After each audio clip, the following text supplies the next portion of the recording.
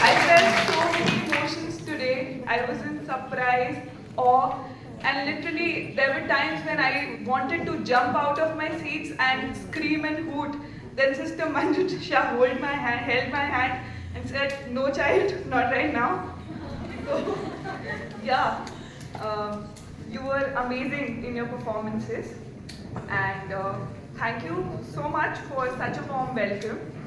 It goes without saying that it feels great to be back home. Honorable sisters, respected teachers, and my dear Ramniites, wishing you all very happy Ramni Day. What are boarders getting for dinner today? I bet it's cutlet day, isn't it? Or biryani. I know how speeches can be sometimes a little tiresome, so I promise to keep mine brief. I'll share a few takeaways with you, but please bear with me for just a little while. For a brief introduction, I'm Pallavi Thukral, a proud alumna of batch 2014. I completed my graduation in law from Banaras Hindu University, and I've been recently selected as a civil servant in the state of Uttarakhand.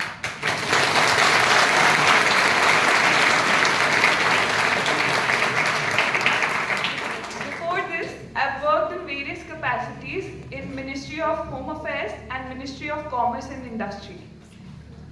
It was a surreal experience when the results were announced, as the calls and messages poured in from friends and families congratulating me.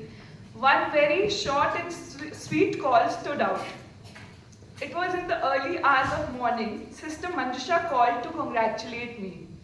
She said, we would like you to deliver a keynote address and share your learnings on Ramni Day.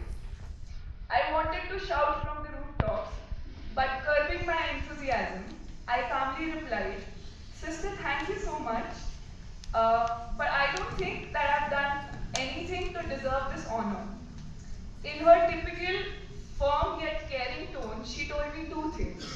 A, prepare a good speech, and B, be on time. Looked like I didn't have a choice. Did I, sister? In a way, life has come a full circle for me. My dream to become a civil servant was sparked here for the very first time on September 8, 2011. It was Ramni Day, and we were shown slides of Ramniites making us proud around the globe. In the final slide, there was a lady in an indigo sari standing next to the most powerful man on the planet. The man was Barack Obama, the then President of United States, and the lady was Meera Shankar, the then Indian ambassador to US. That image captivated me. It was as if Ramsey whispered in my ear, "Darling, don't be afraid to dream big." That single image left such a deep impression on me that I resolved to become an officer. And today, I'm grateful to have achieved that goal, and I'm honored to share snippets of my journey with you all.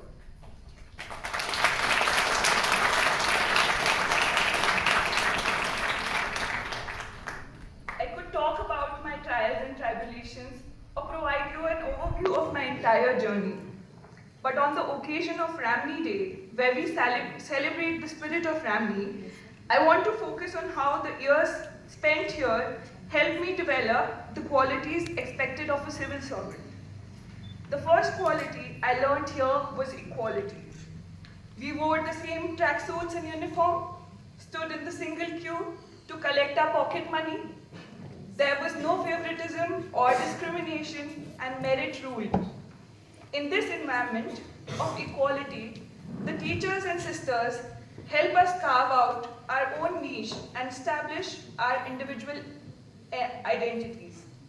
The second important quality I learned here was empathy and compassion. It is essential for a civil servant, or any human being for that matter, to have the ability to feel pain of others.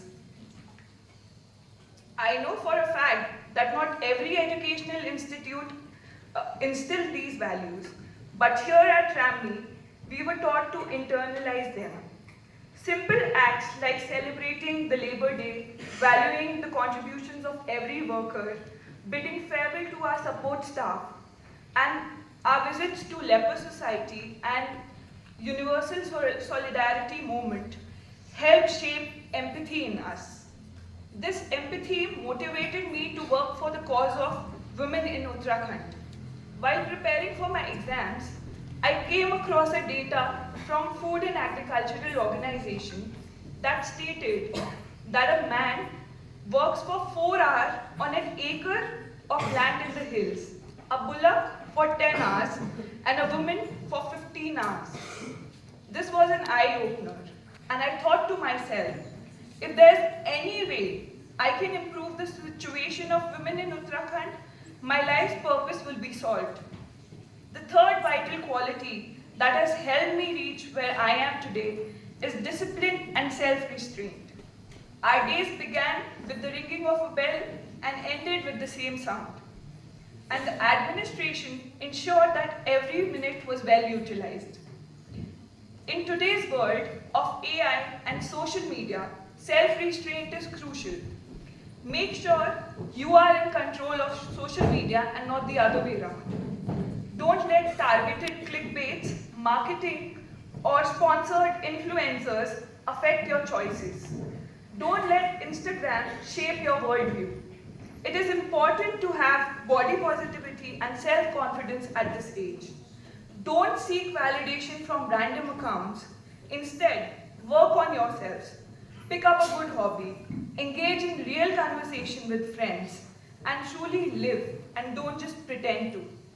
Lastly, I am incredibly grateful to Ramni for providing me with support system that has stood by me through every thick and thin.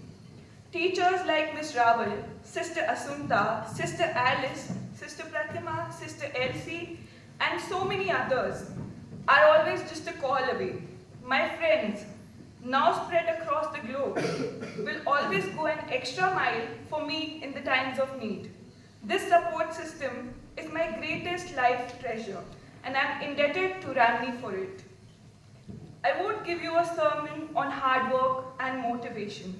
I believe these are inherent when you have a goal in mind. What I want the current generation to believe and to value is life itself. I'd like to end my speech with a quote from Maya Angelou.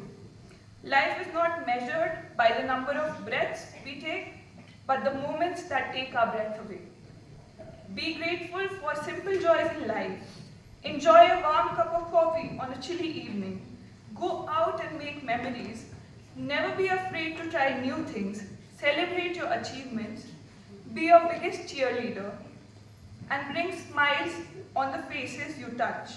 Touch every heart that comes your way with kindness and compassion.